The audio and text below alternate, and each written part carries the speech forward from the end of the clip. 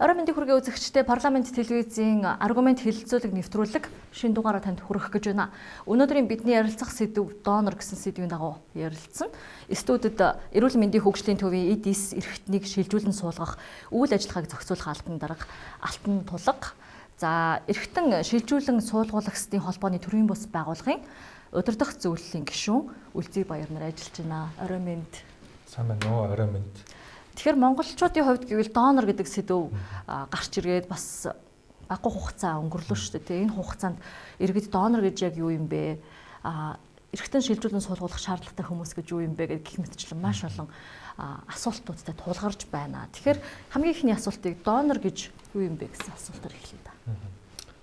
За та бүхэндээ орой мэнд хүргэе нийт үзэгчдээ. За юуны өмнө бас урьж оролцуулсан парламент телевизийн хамт олондоо баярлсан талхснаа илэрхийлье.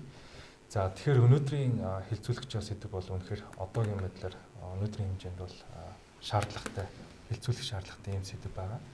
За донор гэж юу юм бэ гэхээр бол донорын тухай хуулийн дээр энийг тодорхой тайлбарласан байдаг. За энэ дээр болохоор Монгол улсын донорын тухай хууль маань бол анх 2000 онд батлагдаж 2012, 18, 22 онуудад шинжилгээдэн батлагдсан байгаа. Тэгэхээр яг донор гэдэг маань бол өөрийн одоо эсэд эрхтнээ сайн дурын үндсэн дээр бусдад шилжүүлэн суулгахыг энэ донор гэж нэрлэдэг байгаа.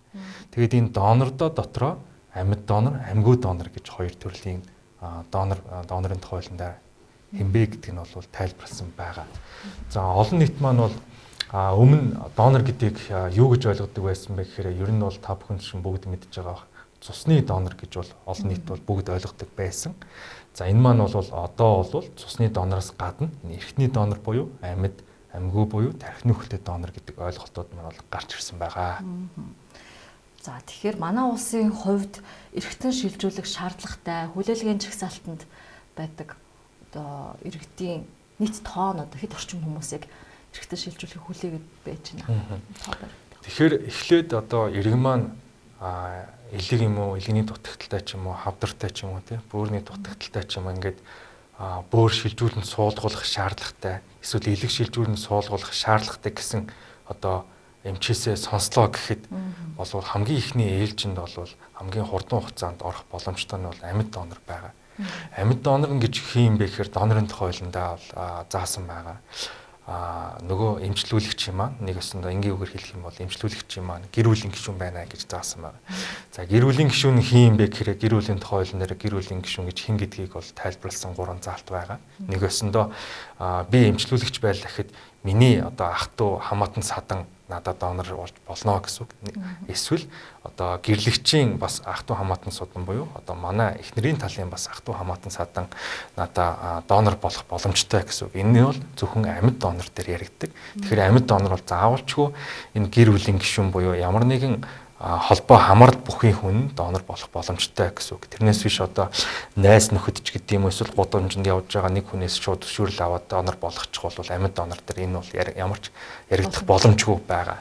За дараагийн буюу амьгүй буюу тархины хөлтэй донор гэж байгаа тийм. Энэ нь бол нөгөө тархины үйл ажиллагаа нь бүрэн алдагдсан үед одоо манай албаны зүгээс гэр бүлтэй бол за донор болох хүсэлтэй тавиад ингээд зөвшөөрөх юм бол энэ амьгүй донороос буюу тархины хөлтэй донороос эртний авах эцэслэл маань эмчилгээ маань хийгддэг байгаа.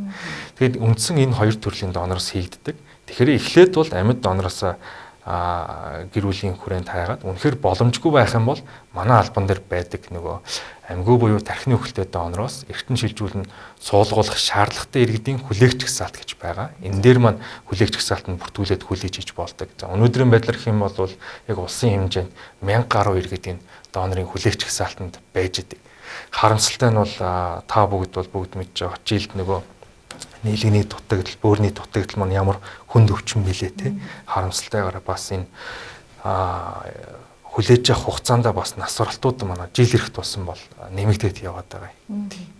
Тэгэхээр Үлзий Баяр судлаачийн хувьд за ерөнхийдөө та бас яг хүлээлгийн жагсаалтанд байж үзсэн эд эрхтний одоо орлуулах эмчилгээнд маш олон жил орж байгаад одоо эд эрхтнээс шилжүүлэн суулгуулж солилсон. Яг ийм хүний хувьд хоёр өөр төрлийн бас нийгмийн нөхцлүүд бас байдаг байх л та. Тэгэхээр таны эрхтэн орлуулах эмчилгээнд орж исэн үе тэгээд эрхтэн шилжүүлэн суулгасны дараах ийм амьдралын чанар гэдэг маш том ялгаа гарч байгаа бах. Тэгэхээр та энэ дээр бас ийм дуу хоолойгоо хүргэж мэдээлэл өгч.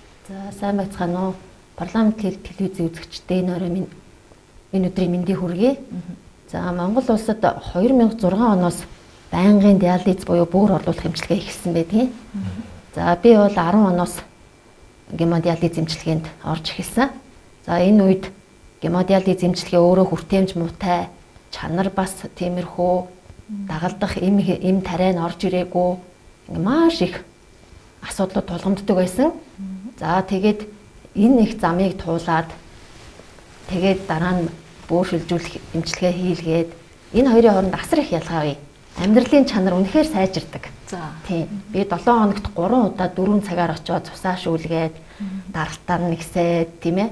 Цус нь төлжихгүй, фосфор кальцийн солилцоо өөрчлөгдөөд, яс үгээр нь өвдөөд ингээд хамгийн наазахын зовирууд энэ. Тэгэхээр ийм байнгын зовируудтай байдаг. Тэгэд энэ эмчилгээ өөрөө асар өндөр өртөгтэй эмчилгээ. Дагалдах эм тарианууд нь үнэтэй, диализын нэг удаагийн хэрэгслүүд нь өөрөө үнэтэй. Улсынхаа эдийн засагт дарамт учруулдаг, хувь хүнийхээ эдийн засаг санхүүгдж дарамтлал учруулдаг. Тэгээд энэ бүх дарамтаас үндсэндээ гарч байгаа байхгүй юу? Бөөр шилжүүлэн суулгуулснараа. Гэхдээ яг дараа нь дархлаа дарангуулах юм уу? Хувь хүнийхээ өмнө гам дэглэмээ барина. Энэ бол диализын дэргэд бол гайгүй. За ийм асар том ялгаа байгаа. Зүгээр цөөн үгээр илэрхийлэхэд л. тийм байна тий. Тэгэхээр за хүлээлгийн жагсаалтанд байгаа 1000 орчим хүмүүс гэж ярьж байна. Тэгэхээр харамсалтай тоо байна л да. 22 оны хувьд гэхэд 6-700 орчим байсан бол одоо ингээ 2 жилийн дотор яагаад 1000 болчихвоо тий. Энэ хүмүүс маань яагаад өвдөд байна тий. Ер нь яг хүүсээр нь ангилж ялгавал гэдэг юм уу насаар нь ингээд нэг тийм тодорхой судалгаа байгаах тий. Хэд орчим насны хүмүүс яг юунаас болж голцоо өвдөд байгаа юм болоо. Энэ нь бол нөгөө монголчуудын маань дийлэнх нөгөө өвчлөлийн тэргүүлэх шалтгаантай холбоотой. За манай эрүүл мэндийн хөгжлийн төвөөс энэ эрүүл мэндийн үзүүлэлт гэсэн номыг жил болгон өмнөх жилийнхаа мэдээллүүдийг тайлагнаж явж танилцуулдаг. За энэ дээр тайлбарлах юм бол нөгөө монголчуудын дийлэнх нөгөө өвчлөлийн тэргүүлэх 5 шалтгаан, нас баралтын тэргүүлэх 5 шалтгаан гэж байдаг. Энэ өвчлөлийн нас баралтын тэргүүлэх 5 шалтгаан дээр ойрын 10-20 жилийн хугацаанд бол энэ шээс бэлгийн тогтолцоо буюу энэ бөөрийн өвчлийн тогтолцоо тэргүүлэх 5 шалтгааны нэг болж байнгын байж идэг. Хоёрдугаар хавдрын тэргүүлэх шалтгаан бол байнгын одоо сүүлийн 10 гаруй жилийн хугацаанд тогтмол дээгүр байртай явж байгаа. Энэ бол олон улстай ч гэсэн батлагдаад байгаа шүү дээ. Олон улсын одоо Lancet сэтгүүл дээр ч гэдэг юм уу нэртэй томтой факт өндөртэй сэтгүүл дээр бас монголчуудын энэ хавдраас шалтгаалсан өвчлөл болон хавдраас шалтгаалсан нас баралтаараа бол дэлхийд нэлээд тэргүүлээд байна гэсэн ийм үзүүлэлттэй байгаа. Эдгээрээсээ ч болоод одоо шалтгаалаад нөгөө илгэний БЦ вирусын тархалтын хувьяасаа шалтгаалаад нөгөө БЦ вирус одоо сүүлийн үед дельта вирусоос нэлээд нэмэгдэж байна. Энтэй холбоотой илгэний цирроз, хавдар нөгөө талд нөгөө бөөрийн дутагдлууд маань бас жил ирэхт тусам л нэмэгдээд яваад байгаа. Тэгэхээр хүмүүс ярьдаг л да за манай улс их хвчлэн буддын шашинтай ихтгэл үнэмшилтэй юм улсаа. Тэгэхээр ард иргэдийн манд донд за нас орсон хүндээ хамаагүй хүрэхгүй байя. Хүрэхгүй гэсэн ийм ихтгэл үнэмшил явааддаг шүү дээ. Тэгэхээр яг энэтэй холбоотой бид нар мэрэгжлийн хүнээс ялангуяа шашны байгууллагын төлөөллөөс бид ярилцлага авсан. Тэгээ энийг үзээд эргээд студидтэй уулзъя.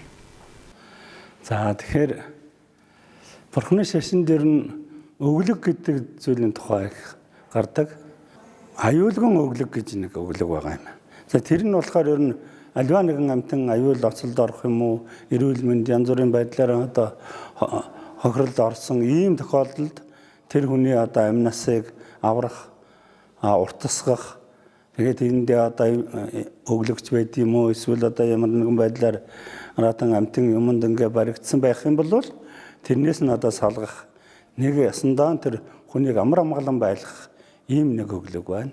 За дөрөв дэх өглөг нь бол тэр асархуйн өглөг гэж нэг байна. Тэгэхээр энэ асархуйн өглөг гэдэг маань бол ядарсан зүдэрсэн хүмүүст одоо эд мөнгө өгөх, бие хэл сэтгэлээрээ тэр хүнд дэмжлэг үзүүлэх энэ талын өглөгийг бол тэр асрамжийн өглөг гэж байгаа. Тэгэхээр ямарваа нэгэн өглөгийг хүн өгё гэж бодвол тэр өгөх сэтгэлээс маш их хамааралтай. Үнэхээр одоо бусдад тус болъё гэж бодоод өөрийнхөө одоо таваар байд юм уу бусад зүйлээ өхийг бол тэр асрамжийн өглөг гэж нэрлэж байгаа.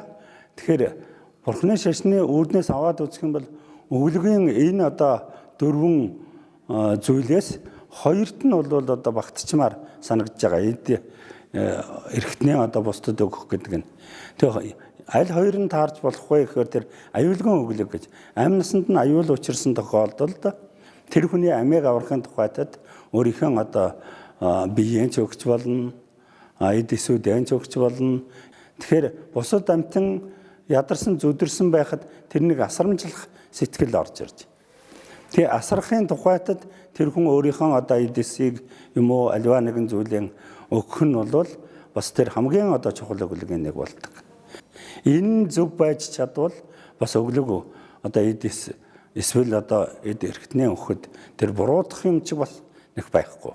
За баярлалаа, бид нар шашны төлөөллийн байр суурийг сонслоо. Тэгэхээр яг иймэрхүү байдлаар тайлбарлалт юм байна. Тэгэхээр та энэ дээр яг ямар байр суурьтай байна? Тийм, манай алба энэ дээр нөгөө манай алба маань 2018 онд байгуулагдсан. Тэгэхээр донорын тухай маань 18 онд шинжлэгдэн батлагдахдаа яг энэ үйл ажиллагааг зохицуулах те эсэд эргэтэн шилжүүлэн суулгах үйл ажиллагааг зохицуулах тийм нэгж байх хэрэгтэй байна.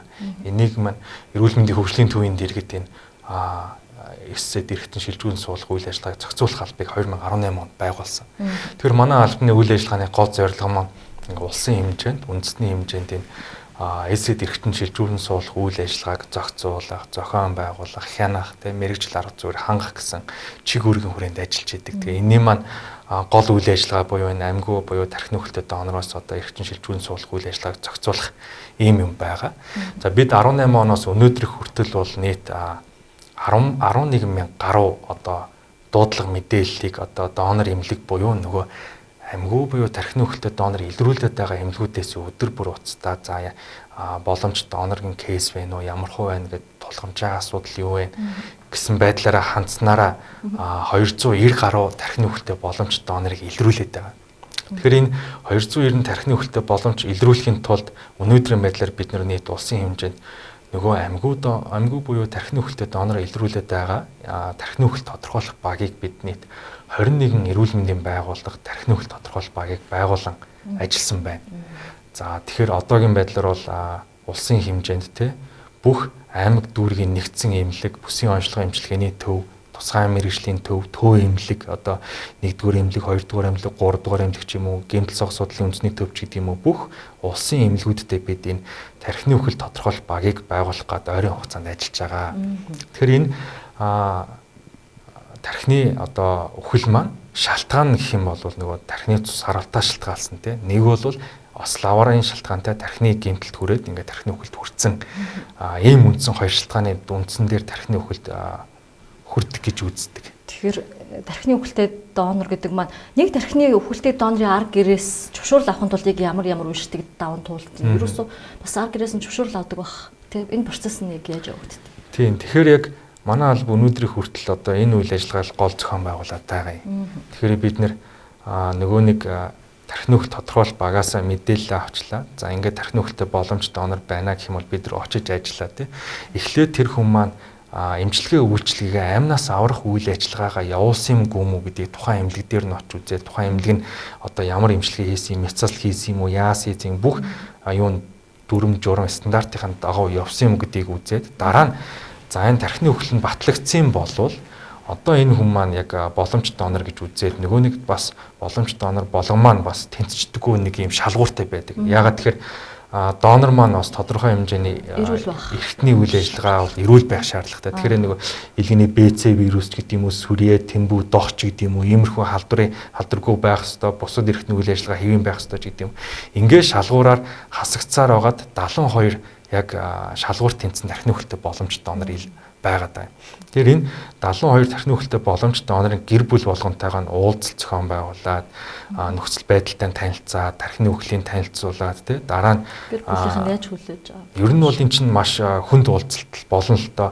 Та нар ч гэсэн ойлгож байгаа одоо энэ тархины гэмтэл цус харалтууд чинь одоо гэмтийн одоо ийм шалтгаантай байгаад байна шүү дээ. Нэгээсэндээ өчигдөр ингээд эрүүл байсан хүн оройнч гэдэг юм уу, өглөөнч гэдэг юм уу гинт цус хараад нэг бол бас лавард орцсон, комд орцсон ийм одоо ухаанч байхгүй ийм байгаа дээр нь энэ тэр нь эвлэрч чадахгүй байгаа дээр нь манай албанаас ороод гэр бүлтэй уулзаад ингээд донор болгооч гэдэг асуулт тавих нь хүртэл миний хувьд бол нэлээд хэцүү асуулт байдаг. Гэсэн хэдий ч бид нэр цаг хугацаатай уралдаж иж эргэтэн шилжүүн суулгах эмчилгээг цаашлаад Монгол хүнд амьдрал бэлгэлэх гээд байгаа л энэ гол үйл ажиллагаа нь байгаа юм. Тэгэхээр нийтийн 72 боломжтой донороос 37 гэр бүл зөвшөөрөөд яг 37 зөвшөөрсөн яг бодит донороос бид нэр 45 хүнд бүр тий 27 хүнд илэг шилжүүн суулгах эмчилгээг тархины үхэлтэй донороос хийгээд байгаа. Тэгэхээр 72 хүний амь насыг аврах үйл ажиллагааг зохион байгуулад байгаа. 18 оноос хойш. Тий 18 оноос өнөөдрийг хүртэл тий. Тэгэхээр донорын соёл гэж байдаг л да. Тэгэхээр гадаад улс орнуудад бид нар сонсч л байсан. Тэгээд дэлхийн жишгийг дагаад дуурайх дуртай шүү дээ манай улс тий. Тэгэхээр үнэмлэхэн дээрээ би донор болохгүй гэсэн тэмдэглэгээ тавиагүй л бол тэр иргэн ялтчихгүй донор юм байна гэж ойлгоод эрүүл мэндийн салбартаа ингээд тусламж юм авдаг байх нэ. Тэгэхээр манай улсад шин соёл нэвтэрсэн. Шин соёлч яг хав тий. И баримт дээр Монголиа уучлаарай. Донор болно болохгүй гэдэг ингээ өөрснийхөө хувь хүний зөвшөөрлийг нь аваад шин зэс нэвтэрсэн байлээ. Энэ дээр одоо ямар хүмүүс илүү идэвхтэй байгаад байна. 1500 орчим хүмүүс саналаа ирүүлсэн сонсогдчихсэн. Энэ дээр одоо мэдээлэл байна уу? Тэгэхээр яг энэ донорын зөвшөөрлөө илэрхийлдэг одоо системийг нэгдүгээр тайлбарлах хэрэгтэй. Улс орнд болгонд одоо олон улсад яг ижил мөрдөгддөг донорын зөвшөөрлөө илэрхийлдэг хоёр төрлийн систем байдаг. Нэг нь opt out, хоёр дахь нь opt in гэдэг систем. Opt out гэдэг систем нь юу юм бэ гэхээр яг өндөр хөгжилтэй улс орнууд энийг ашигладаг. Тэр нь яг таны хэлсэнчлэн та амьд хугацаанд донор болохоосоо татгалзаагүй л би донор болохгүй гэсэн юугаа бичгээр илэрхийлдэггүй байх юм бол тархины үхэлд хүрснийхэн дараа заавалжгүй гэр бүлээс нь зөвшөөрөл авах шаардлагагүйгээр бусдын амь насыг аврахын төлөө эд эрхтнийг авдаг энэ төрлийн систем байгаа. Энийг бол харьцангуй өндөр хөгжилтэй улс орнууд, жишээ нь Европын холбооны улс орнууд, Швед ч гэдэг юм уу, Германч гэдэг юм уу, Швейцарч гэдэг юм уу, энэ улс орнууд харьцангуй өндөр хөгжилтэй эртэн шилжүүн суулгах эмчилгээ өндөр хөгжсөн улс орнууд ашигладаг. Одоо хамгийн топ улс гэх юм бол Испани улс жишээ нь байна тийм. Испани улс амьгууд донороос эртэн шилжүүн суулгах эмчилгээгээр байнгын топ 1-т явж идэг. Энэ нь бол opt out гэдэг системтэй холбоотой. Манай улсын хувьд бол opt in гэдэг системээр явдаг.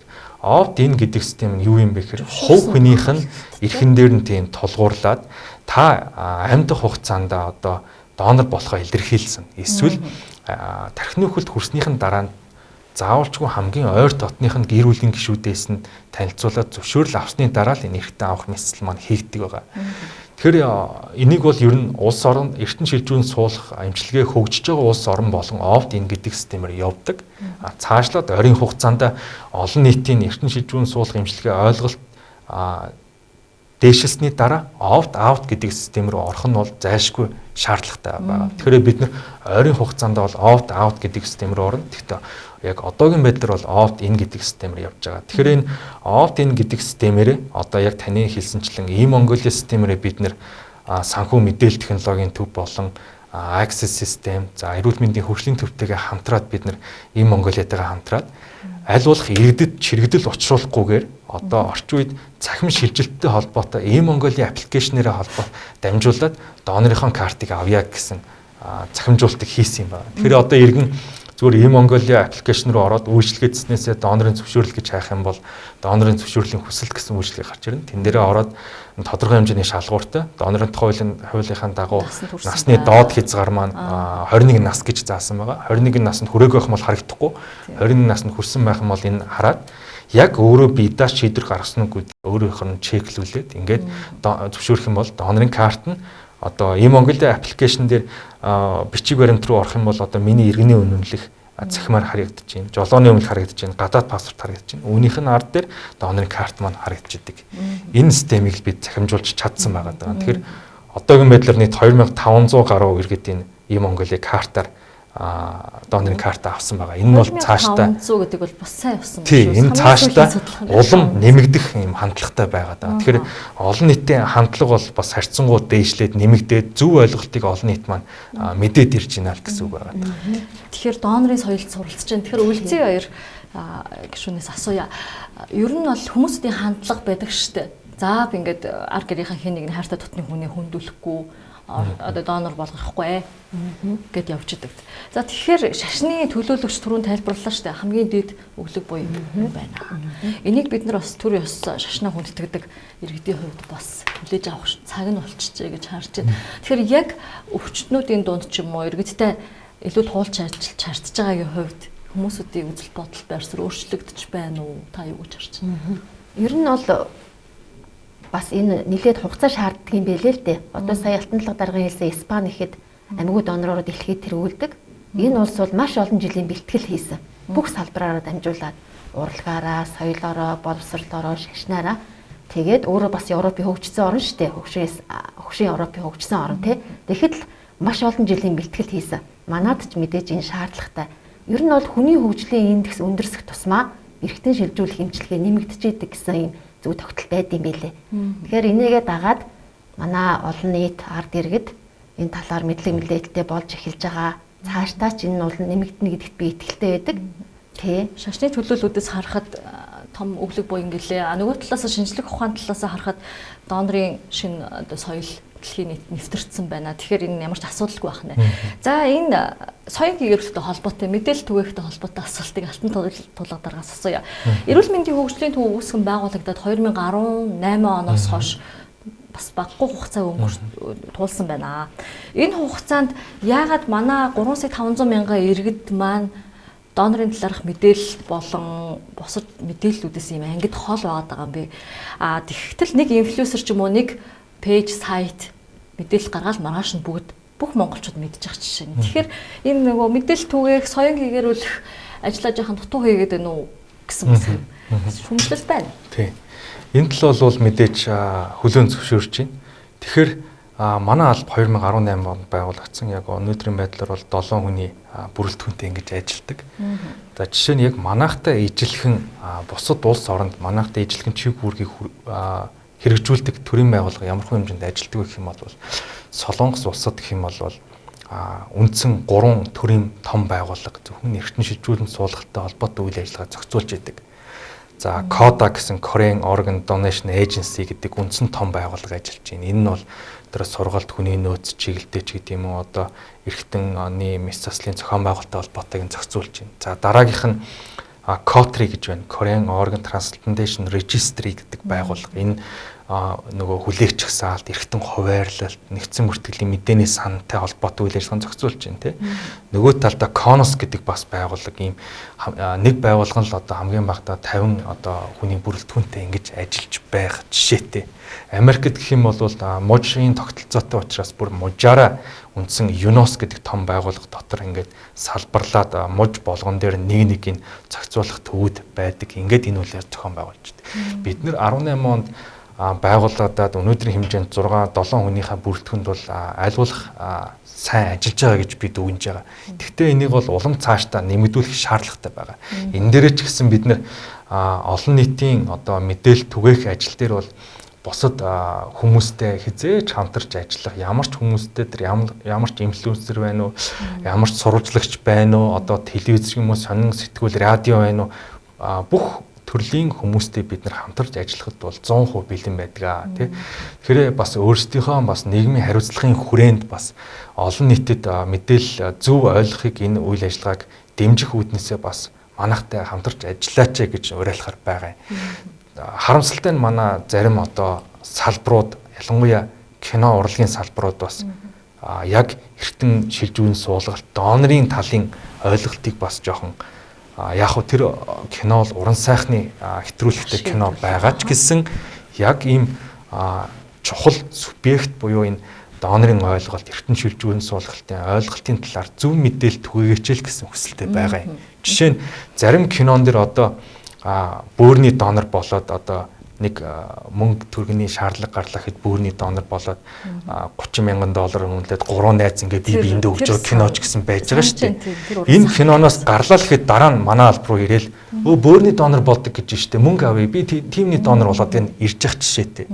Тэгэхээр олон нийтэд маань одоо энэ кино урлагийн салбарч гэсэн соён гэгэрүүлэх үднээсээ бас энийгээ бас манай албатай холбоот холбогдоод зөв талаас нь мэдээлэл түгэжээл гэсэн хүсэлтэй байна. Тэр уран сайхны кино гараад миний ойлгосноор 10 гаруй жил болж байгаа.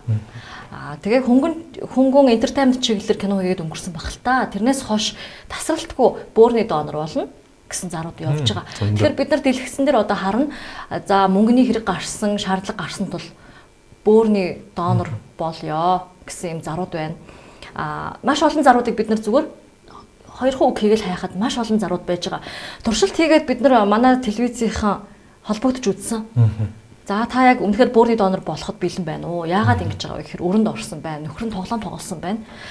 Одоо надад ингээд маш олон шалтгаан байна. Энэ ингээд зах зээл дээр яваад зэрэгдээд арилжааны хэрэгсэл болоод нэг нь биедээ авч болдог одоо ийм жишээ байгаа юу? Манай Монгол улс хоорондоо арилжаалаад нэг шиг бүр сольсон тийм кейс байна уу? Яг өнөөдрийн хэмжээнд бол яг ийм кейс бол нэгч байхгүй. Энийг бол хариуцлагатай тийм хэлэхээр байна. Яагаад тэгэхээр манай бүх улс орнууд одоо олон улсын одоо эртэн шилжүүлэн суулгаж байгаа одоо 100 гаруй улс орн байгаа шүү дээ. Энэ улс орнууд маань энэ Дэлхийн эрүүл мэндийн байгууллага, Дэлхийн эртэн шилжүүлэн суулгасан Дэлхийн эртэн шилжүүлэн суулгах холбооноос гаргасан Стамбулын тунхлал гэж байдаг. Declaration of Istanbul. Энэ дээр улс орн болон одоогийн байдлаар нэг 80 гаруй улс орн энд нэгдэж орсон байгаа. Энэ тунхлал юу юм бэ гэхээр тухайн улс орн хүний 8, хүний эрхтний 8, эрхтний туризмаас ангид байна гэсэн ДМБ-с гаргасан 13 зарчмыг дагаж мөрднөө үйл ажиллагаандаа нэвтрүүлэн хуулиндаа байнгын байна гэсэн мөрдгийг хэрэгжүүлж ажилладаг. Тэгэхээр энэ тунхлалд нэгдэж орсон улс орн бол ямар нэгэн тэр эрхтний 8 ч юм уу хүний 8-аас ангид байна гэж орсон байгаа. Энэ хүрээндээ ч гэсэн нөгөө амьд донор нь бол гэр бүлийн гишүүн байна гэдгийг хүртэл энэ тунхлын дагуу бид нар энэ гэр бүлийн хүрээндэл байна гэдгийг оруулсан. Энэ бүх улс орнууд ялгаагүй амьд донор бол заавалчгүй гэр бүл байна гэж үүдэг. Монголоос бол одоо зайлшгүй шаардлагатай гадаад улсад эмчлүүлэх шаардлагатай 25 онш байна л да. Энэ дээр бол мөн тодорхой хэмжээний элэг бөөрийн оншууд бол орж идэг. Энэ дээр ч гэсэн гадагшаа явж байгаа тохиолдолд бол заавалчгүй амьд донортойгоо явна. Энэ нь бол заавалчгүй гэр бүлийн хүрээнд байна. Энийг манай албанаас уулзаад шалгаад тэр хоорондын хамаарлын шалгаад тодорхойлтын тухайн улсын элчин сайдын яамд нь гаргаж өгдөг байгаа. За тэгэхээр үлзий хоёр ихтэйс асууя. За ер нь хүлээлгийн жагсаалтанд бас багахгүй хугацаанд байсан хүний хувьд ер нь өвчтнүүдийнхаа одоо төлөөлөл болоод ингээ хэлэхэд энэ нэг хуулиа өөрчлөлт өгчөөсэй, энэ журмыг л нэг өөрчилжөөсэй гэсэн ямар нэгэн төгжээ саад болж байгаа журам юу вэ? Олон улсын жишгийг дагаад л явж байгаа болохоор энэ чинь нөгөө хүмүүсийн одоо сая хэллээ шүү дээ. Энэ харилцаа авлаггүй, арилжааны биш, сайн дурын байх ёстой гэж байгаа шүү дээ. Илүү нөгөө энийг эвдсэн байгаасаа гэдэг хүсэл илүү их байдаг байхгүй юу? Яагаад найзаасаа авч болтгоо ингэж. Тэгэхээр нөгөө олон улсынхаа дүрм, журам тунхаглаад эднийг зөрчихгүй хэлдэг байхгүй юу? Тэгэхээр зүгээр хувь иргэний зүгээс харахаар хүмүүс бас нэг юм байгаа шүү дээ. Яагаад өвдчихэд байгаа юм? Хүний өмнөөс өвдсөн юм уу гэд. Иргэн өөрөө үндсэн хуулиар олгогдсон, оноогдсон журам дүүрэгтэй эрүүл мэндээ сахин хамгаалах. Гэтэл манай монголч бай дэлхийн нийтээр үжиж чадахгүй шүү дээ. Түрүүн би хэлсэнтэй хүний хөгжлийн индекс өндөрсөх тусмаа эрхтэн шилжүүлэн суулгах хэмжлэгээ нэмэгдэж байна гэд. Одоо манай улсад бол элэг шилжүүлж гин, бөөр шилжүүлж гин, ясны чумаг үүдлээс шилжүүлж гин. Цаашдаа зүрх, нойр булчирхаа ингээд тэр өндөр хөгжилтэй орнуудыг дагуул гэдэс ингээд тэгээ бусад эдүүд гээд ингээд нэмэгдээ явна штэ. Тэгэхээр энэ бол нөгөө талаасаа ингээд эрүүл мэндээ сахин хамгаалах үүрэгтэй ч гэсэн өвчл нэмэгдээд байгаа байхгүй юу? Тэгэхээр ерөөсөө л олон нийт бүх салбар энэ талаарх мэдлэгээ нэмэгдүүлэх хэрэгтэй.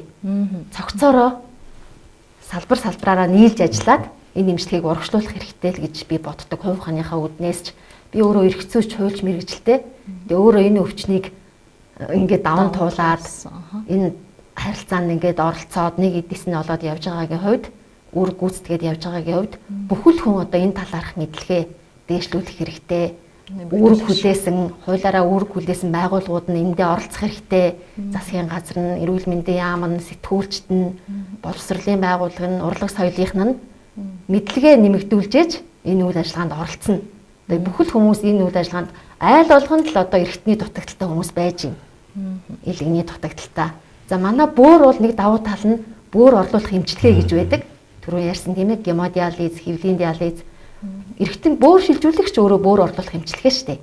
За нөгөө сэлбэггүйгээр бүтээгдсэн ингээ хашлтан дотор байгаа чинь тийм очиртай. Бөөр шилжүүлсэн ч гэсэн бөөр орлуулах эмчилгээ.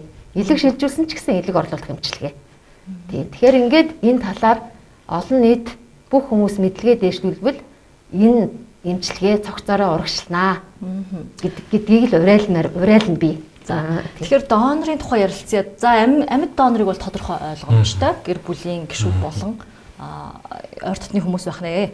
За тэгвэл амьгүй донор олон улсын нэршлэр кадавр донор гэж ярьдаг шүү. Disease donor. Одоо кадавр гэдэг донорыг сүүлийн одоо олон улсын хурлуудад бол ашиглахгүй байгаа. Disease donor гэдэг байгаа.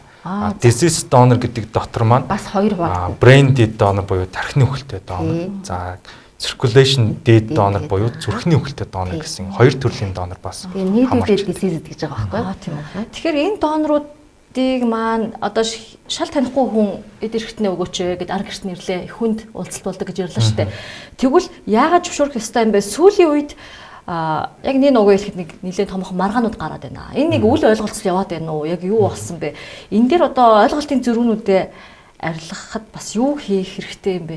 Яагаад ер нь хэл маргаан үсвэ гэдэг бас асуултууд байна. Тэг энэ дээр одоо манай бол 18 он байгуулагдсан гэдэг 72 хүнтэй уулзаад 37 зөвшөөрсөн гэсэн шүү дээ.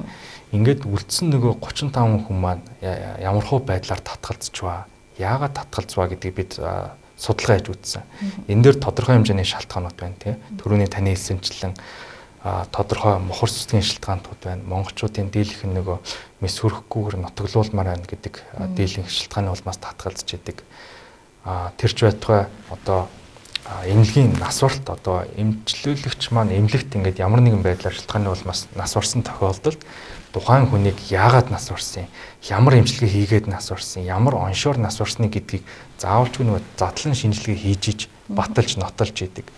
Олон нийтийн нөгөө харамсалтай буруу ойлголтоос үүдээд нөгөө задлан шинжилгээ хийнгүүд нь та нар эртний навчдсан байж тээ гэдэг нэг буруу ойлголт байдаг. Энэ бол ямар ч боломжгүй. Яагаад тэгэхээр зүрх зогсноос хойш 3-5 минутын дотор бусад эрхтний үйл ажиллагаа ямар ч эргэж зэрэхгүй өөрчлөлтөнд ордог. Бид энийг өдөр тутмын амьдралдаа бид нар харж байдаг. Хаанаас вэ гэхээр монголчууд маань нүүдлийн соёлтой, мал аж ахуй эрхэлдэг байнгын. Тэгэхээр хонь гаргалаа одоо мал амтан гаргалаа гэхэд ямархуу хугацаанд цус нь бүлгэнчдэг билээ.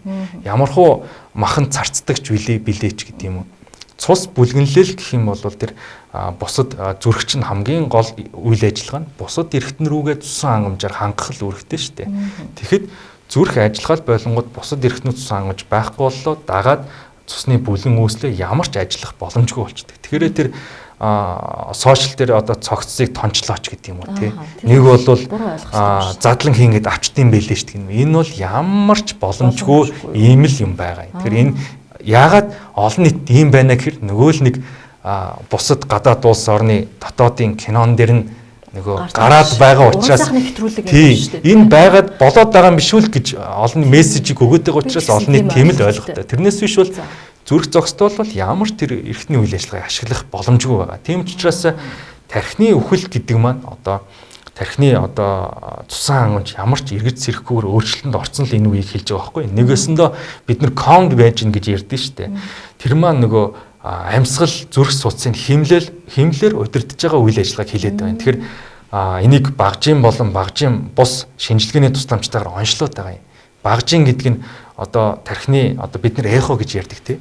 Эхогоор энэ тархины энэ тархи руу хангаж байгаа цусны урсгал нь байгаа мó байхгүй мó гэдгийг үзээд үнэхээр цусны урсгал байхгүй бол энэ тархины үхэл гэж хүрдэн ч гэдэг юм уу. Тархины цэцлэгаан бичлэгийн аппарат гэж байдаг тий. Энэ маань одоо хэвийн тархины үйл ажиллагаа хэвийн байгаа бодож сэтгэж байгаа байх юм бол энэ тархины цэцлэгаан бичлэгийн шинжилгээ нь ингээд долгионтой ингэж баахан долгион гараад идэв шүү дээ.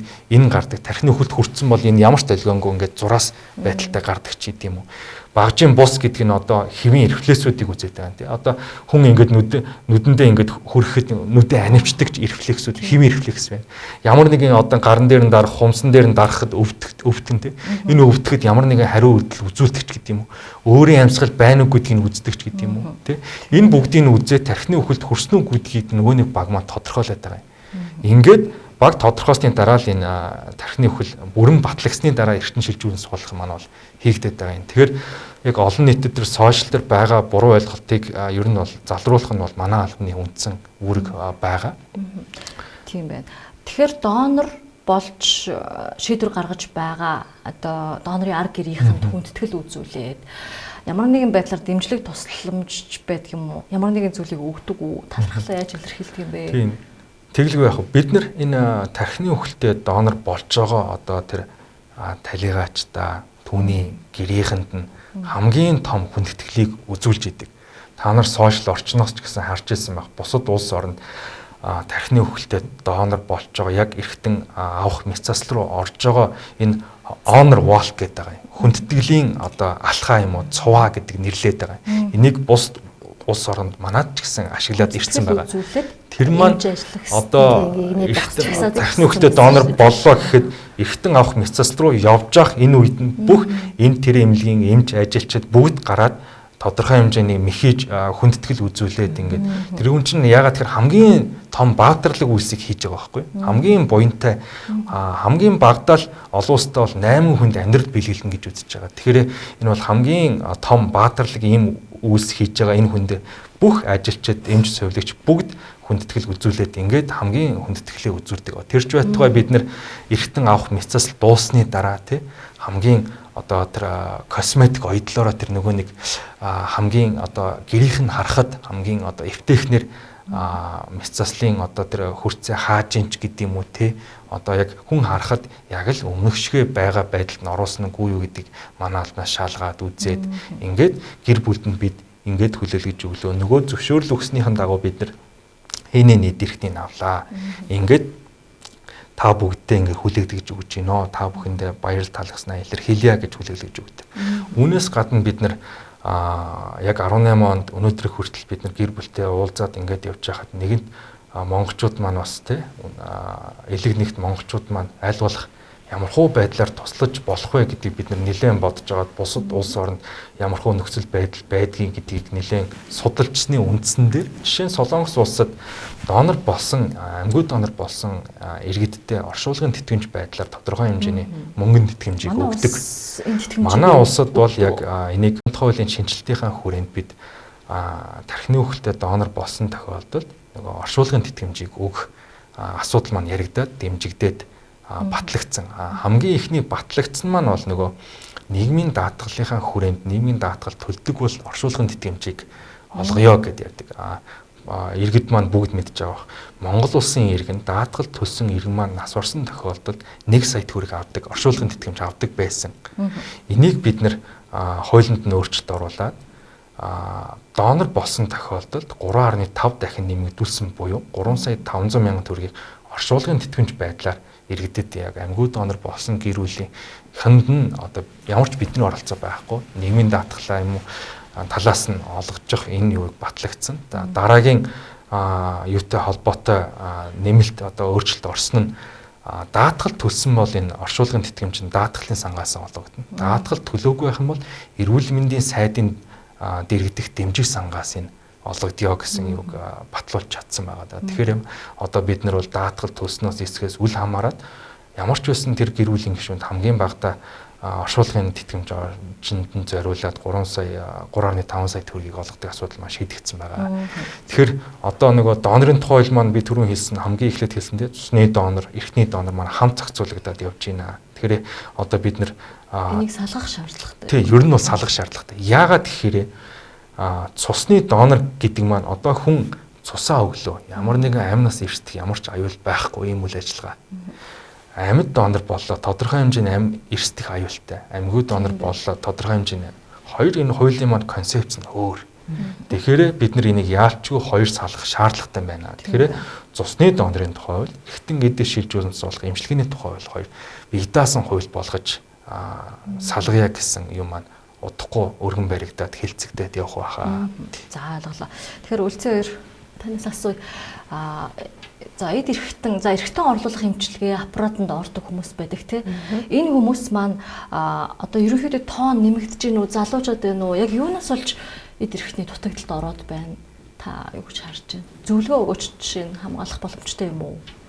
Гэт би бол хувьдаа одоо нөгөө гашуун туршлагатай үнийн хувьд удамшлын өвчин гэж байна тийм ээ. Удамшлын өвчин байгаа. Тэд нар бол яах ч арга байхгүй. Гэтэ энэ бол ховор тохиолдолд байд юм билээ.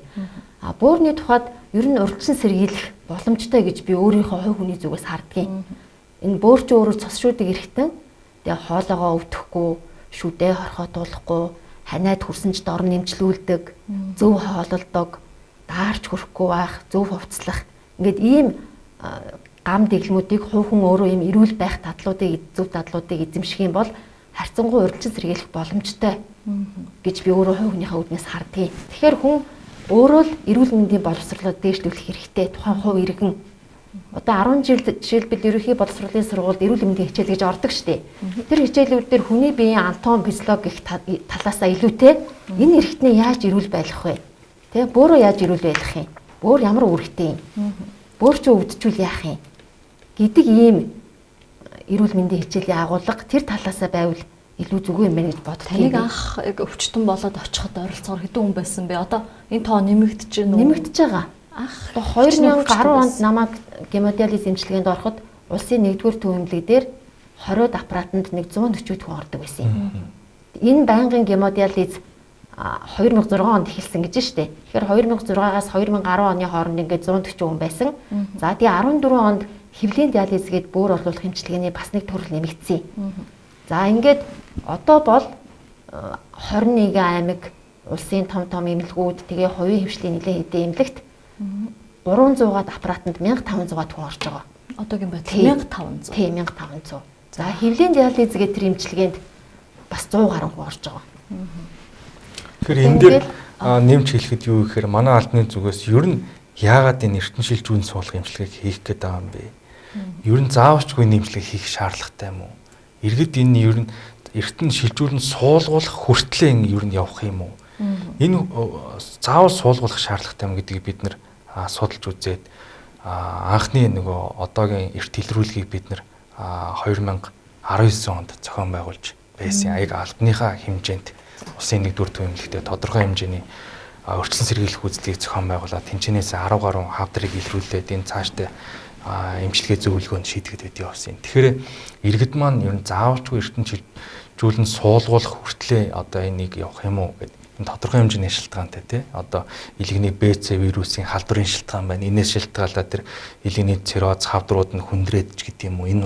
Энэ маань нөгөө монголчуудын одоо өмнөх тариа одоо байнгын олон удаагийн хэрэглээний тариач гэдэг юм уу те зүү тариурын одоо бол тийм нэг удаагийн зүү тариураа босноос хойш энэ халдвар дамжих маань бол улам багассан гэсэн хэдий ч нөгөө халдвар дамжих зам маань адилхан буураагүй л байгаа нөгөө баталгаагүй одоо ариутагдаагүй зүү тариур хэрэглэгч гэдэг юм уу хоорондоо сольж хэрэглэгч гэдэг юм эсвэл яг баталгаагүй одоо ийм юуны халдвар дамжих эрсдэлтэй зарим одоо шивээс хийлгэх газарч гэдэг юм уу нөгөө нэг цус хэлбэх ингээд эрсдлүүдийн үндсэн дээр энэ халдвар дамжих зам маань төдий хэмжээнд байгаад байгаа. Тэгээ энэс шалтгаалаад нөгөө БЦ вирусын халдвар авах, дельта вирусын халдвар авах, үнээс шалтгаалаад илгэний цирроз дутагдлууд маань бол нэмэгдээл явж байгаа. Тэгээд ер нь бол иргэд маань аль болох энэ эмчилгээнд орох хүртлээр биш одоо би эрүүл байгаа гэж байгаа бол та байнгын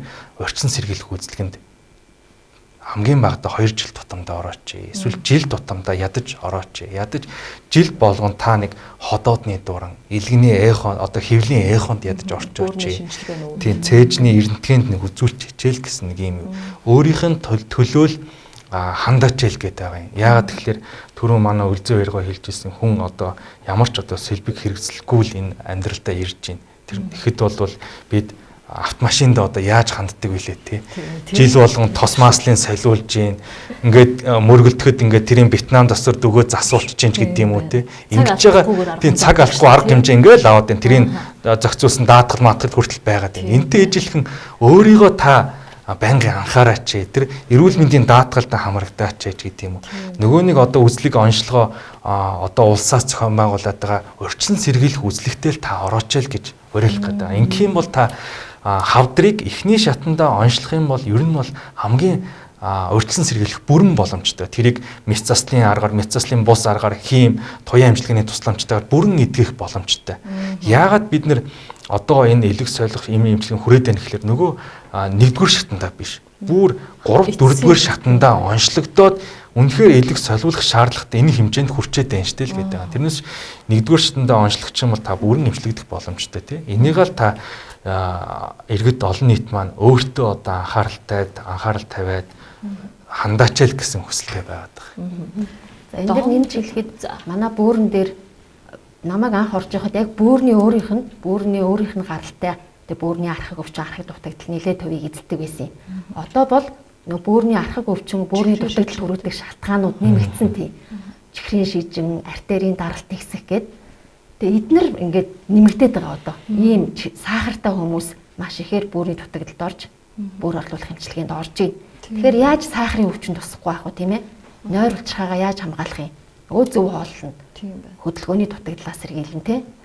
За бас артерийн даралт ихсэлт ялгаагүй тархалахгүй байх. Ингээд ялгаагүй нөгөө хувь хүнлэгөө чиглээд ирж байгаа байхгүй юу? Одоо бол тэр 1500 хүн дотор бараг талаас дээш хувь нь бараг сахартай хүмүүс байгаа гэж би бодож байна. Тэгэхээр хасарсан байдлаар илүү нөгөө өвчнийхөө өвчтгийг түргсгээд хүндрэх магадлалтай. Тийм шүү дээ. Тийм үзэх үү. За тэгэхээр ерөөсөө хоолтын хэв шинж соёл өдөр тутмын дадлууд бас нөлөөлдөг байх нь шүү дээ. Тэгэхээр бидний ууж хэрглэж байгаа ундаанаас ахуулаад те бас их ингээд ажил амралтын дэглэмээ хүртэл зөв зохицуулах хэрэгтэй. Тийм байна. Өдөр цай хоолндоо орохгүй ингээд суугаад ажиллаад идэг штэ орой тарах. Тэгж болохгүй яг хийх ёстой ажлаа цагт нь хийгээд өдөр хоолндоо ороод. Тэгээ энэ дэр одоо иргэдийн дунд бас нэг буруу ойлголт байдаг тийм. Сахар нь буруу одоо гурил нь буруу, давс нь буруу. Давс идэх нь буруу, сахар идэх нь буруу. Одоо сүулдэ идэх юм олдохгүй болоо тийм. Энэ дэлхийн одоо зохицуулдаг, зөвлөгөө өгдөг коуч, одоо коучгүй салбар бараг байхгүй боллоо тийм. Төлбөртэй зөвлөгөөнүүд өгдөг. Янз мэрэгжлийн бус хүмүүс, ялангуяа мэрэгжлийн бус хүмүүс их коуч хийдэг боллоо. Энэтэй холбоотой ер нь гол юу үйл ажиллагаа нь юу юм бэ гэхээр энэ сахарч бай, газтай ундаач бай, колоч бай, давсч бай, халуун ногооч бай, өөхтосч бай. Зохистой хэрэглээл гэдэг нь хамгийн чухал байгаа. Сахар хэрэглэхгүй байлаа гэж тэр хүн эрүүл болчихгүй шүү дээ. Сахар яагаад хэрэгэлдэг? Энергийн гол их үүсвэр, тархины үйл ажиллагааны гол их үүсвэр байгаа. Энийг тодорхой хэмжээнд зохистой хэрэглээл гэдэг. Тэрнээс биш байнгын хэтрүүлэн хэрэглээ чинь л аюултай шүү гэдгийг л олон нийтэд тайлбарлаж ойлгуулах нь бол хамгийн чухал. Тэрнээс биш тэр 3 муу цагааныг хэрэглэхгүй, огт хэрэглэхгүй байлаа гэж тэр хүн цоо эрүүл болчихгүй биш. Тодорхой хэмжээнд тэр чинь өөрөөсөө тэр бие маань энэ сахар өөхтөөс одоо давс нь байхгүй байлаа гэхэд өөрийнхөө нөөц бололцоогоо шавхаад эдээсээ идэж эхлээд ингээд дараа нь тэр эдээс маань дутагдалд ороод байгаад байгаа асуудал болохоос зохистой хэрэглээ, зохистой одоо дасгал хөдөлгөөн, зохистой хэрэглээл гэдэг юм хамгийн эрүүл байх, хамгийн үндсэн зарчим болчиход байгаа. Тэгэхээр бид нар дараагийн түвшинд гарах цаг нь болсон байна гэж харж байна. Дүгнэлт хийхдээ. За донор гэж юм бэ? Бидний хинч донор болох боломжтой хайртай дотны хүмүүсийн хинч донорын одоо эд эрхтэн шилжүүлэн суулгуулах шаардлага үүсэх, гинт хүн дээр өвдөх бас магадлалтай юм байна. Тэгэхээр түрүүчийн шашны байгууллагын тэргүүний тайлбараас харахад бас дэлхий дээр одоо хувьс өөрчлөгдөж байгаа донорын соёлоос харахад ч гэсэндээ манай улс донорын соёлоо шинжлэх ёстой юм байна. Ойлголтоо өөрчлөх ёстой юм байна. Цөөхөлөө учраас нэг талаас урьдчилан сэргийлээд эрүүл байцгаах ёстой юм байна. Нөгөө талаас одоо нэгэнт өвдөжчихсэн байгаа. Амь насны дээсэн дөрөөндөр байгаа хэсгээ авч гарах ёстой юм байна. Биедээ тусдим болох ёстой юм байна.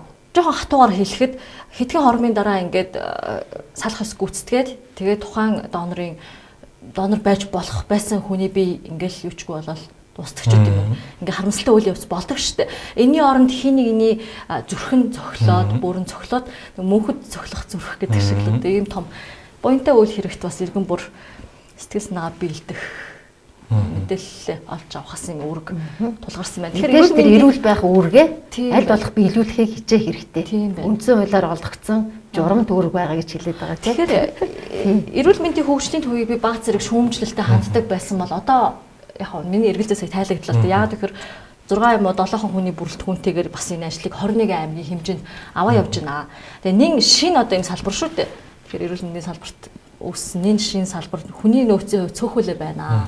Тэгэхэд бид нар бас гадны том гүрнүүдтэй улс устай харьцуулахад бас арай л эрт байна гэж харж байна. Гэхдээ цааш эрүүл мэндийн хөгжлийн төв илүү шинэ хүний нөөцтэй болоод 21 аймаг руу илүү сайн тэлээд Тэгээд бас иргэдийн соён гээрүүлэх уучлаарай сая энэ гинт орж ирлээ л дээ. Манайх ч нөө засаг царгааны нэгжийн хувьд Таруу 21 аймагтай. Тэгээд аймгийн төвүүд дээр диализд ордог хүмүүс байдаг шүү дээ. 10 20. Тэгээд тэр хүмүүс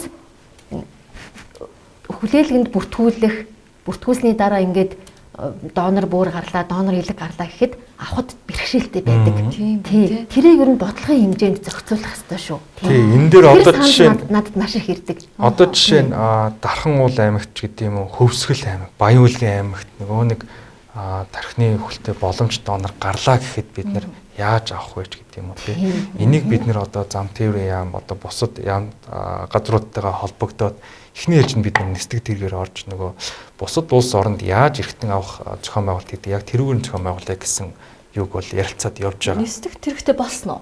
Яг одоо хөгжлийн төвийн хэмжээнд бол болж хэмжээгүй байгаа. Тэгвэл бид нар бол эрүүл мэндийн яам тий одоо эрүүл мэндийн салбарын хэмжээнд бол энийг ярилцаж шийдэх бүрэн боломжтой гэж харж байгаа. Яагаад тэгэхээр нөгөө онцгой байдлын ерөнхий газарч гэдэг юм уу одоо гэмтэл дээр нөгөө бусад аймагт гэмтлэх гэхэд нөгөө гэмтэл цог судлалын үндэсний төв дээр маань бас нисдэг тэргийн тусламжтайгаар амь нас аврах үйл ажиллагаа зохион байгуулж байгаа те холбоотой бид нар бас энийг зохицуулах боломжтой байна гэж хараад байгаа. Тэгэхээр эрүүл мэндийн хөгжлийн төв цаг алдахгүй хамгийн гол нь цаг алдахгүй яаралтай тусламж дэмжлэг үзүүлэх донороос одоо дараагийн дид түвшинтэй хөгжүүлэх минут секундд уйлж ажилладаг гэж сонсч байсан. Тэгэхээр яг энэ хэсэг дээр бол хурдан тээвэр хэрэгслийг зохицуулах нь шаардлагатай гэж харж байна. Одоо олон улстай ч гэх юм бол хамгийн баталгаатай найдвартай тээврийн хэрэгслээр улс хоорондоо тээвэрлэдэг. Жишээ нь Солонгост одоо Булсаанд одоо нэг гарлаа гэхэд Сөүл рүү яаж хүрэх вэ гэхэд метро хамгийн найдвартай гэж утгаараа замдаа саадахгүй Ословарт орох нь бага. Ийм үднээсээ метроор одоо эрхтнийг аваад Сөүл дээрсэн тохиол эмнэлэг рүүгээ такси гарч гэдэг юм уу ингэж тээвэрлдэг одоо кейс хүртэл байгаа. Энийг бол бид нэрэлцэх хэрэгтэй. Ер нь бол тэгээд олон нийт маань одоо би түрүүлсэн эрүүл мэндийн үзүүлэлт гэсэн ном дээр нас баралтын тэргүүлэх шалтгаанд нөгөө нэг талдаа шилжүүлэн суулгуулах шаардлагатай хүмүүс маань нас баралтын тэргүүлэх шалтгаан нас бараад байна. Нөгөө хавдар илгэний дутагдал, бөөрийн дутагдлаараа нас баралтын бүр тэргүүлэх шалтгаан Монгол улсын нас баралтын тэргүүлэх шалтгаанд орцсон яваад байна. Нөгөө талд маань тархины хөлтэй боломж донор болох боломжтой нөгөө осол гэмтлийн шалтгаантай нас баралт харуултын шалтгаанд нас баралт маань адилхан ингээд өндөр үзүүлэлттэй байгаа. Нас баралтын тэргүүлэх шалтгаанд ороод яваад байгаа. Тэгэхээр нэгэнт одоо тархины харамсалтайгаар хэлэхэд одоо нэгэнт одоо нас барах нь тодорхой болцсон бусдад амьдрал бэлгэлэх боломжтой, буян хийх боломжтой амьдрал нь одоо үргэлжлэх боломжтой ийм үйл ажиллагааг олон нийт маань зөвөр ойлгож дэмжээч л гэсэн хүсэлтэй байна. Тэгэхээр нэгэнт одоо нас барах нь тодорхой болцсон хүний эд эрхтний нөгөө талдаа өнөө маргаашаа хүлээсэн те маш олон хүнд байгаа гэр бүлүүдэд маань амьдрал бэлгэлэх боломжтой ийм үйл ажиллагаа байгаа шүү. Энийг бас нэг бодож хоёрыг тунгаагаад зөвөр ойлгохыг хичээгээрэй те.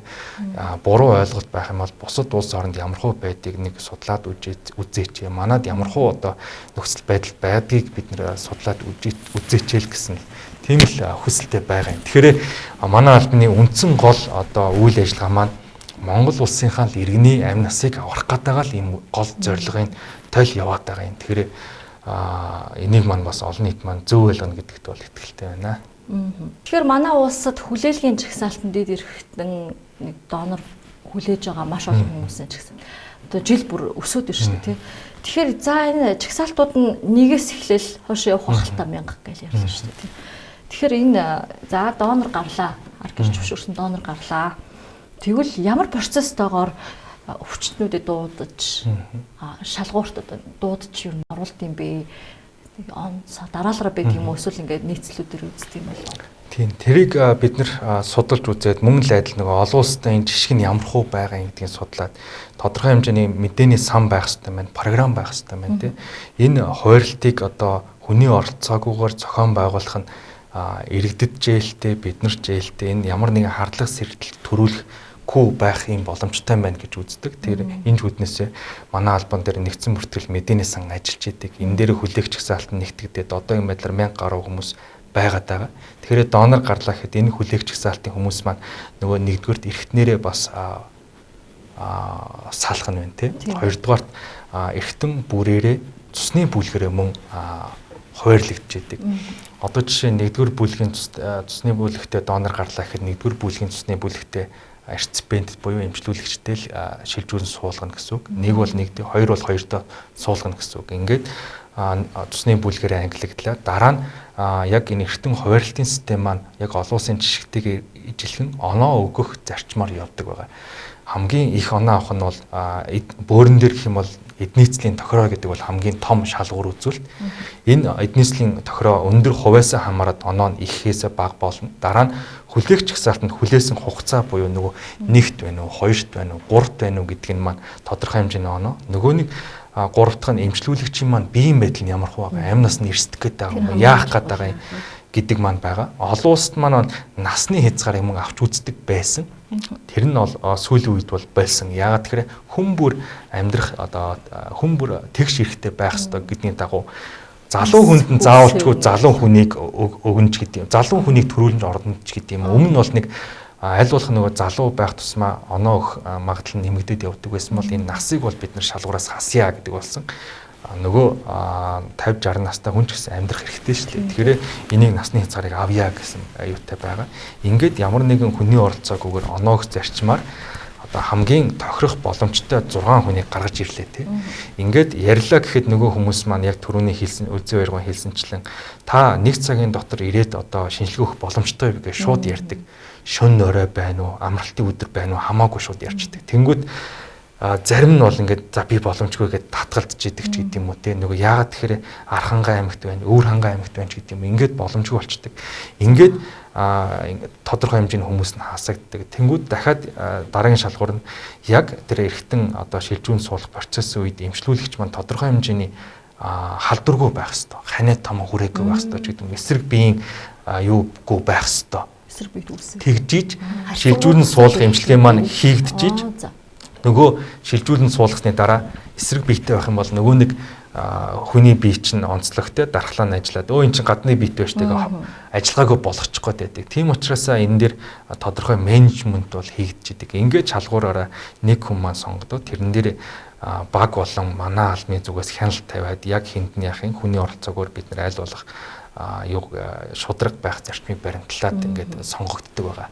Энэ дээр бол нөгөө нэг амьгүй буюу тархины хөлтэй донор болсон гэр бүл байна. Тэгээ нөгөө талд маань эмчилүүлэгчийн гэр бүл хоорондоо ямар нэгэн байдлаар уулзах боломжгүй байгаад байгаа. Энийг гол зохион байгуулалтын бид нар бас тийм нэг хуулиар зохицуулсан байгаад энэ ч гэсэн олон улстай ижил мөрдөгдөг ийм үйл ажиллагаа байгаа. Тэгээд энэ үйл бүх үйл ажиллагааг манай алба зохион байгуулж байгаа. За баярлалаа. Бидний ярилцах хугацаа энд хүрээд дуусч байна. За ерөнхийдөө ярих маш их сэдв байсан. Гэхдээ ерөнхийдөө за иргэд болон иргэн нэг бүр өвчтнүүд нэг бүр те өөрсдийнхөө одоо ойлголтуудаа сайжруулах, мэдээлэл сайжруулах ийм шаардлага үүсэж байгаа нь илүү энэрэнгүй хүнлэг байгаасай гэсэн мессеж өгчээсэн баг гэж би дүгнэлээ. За өнөөдрийн нэвтрүүлэг энд хүрээд өндөрлөж байна. Үзэгч та бүхэн аргумент нэвтрүүлгийн донор сэдвтэй хамт байлаа. Зочноор за эрүүл мэндийн хөгжлийн төвийн эдис эрхтнийг шилжүүлэн суулгах, үйл ажиллагааг зохицуулах албаны дарга Алтан Тулга, за эрхтэн шилжүүлэн суулгуулагчдын холбооны төрийн бус байгууллагын удирдах зөвлөлийн гишүүн Үлзий Баяр нар ажиллалаа. Та хоёрт амжилт хүсье.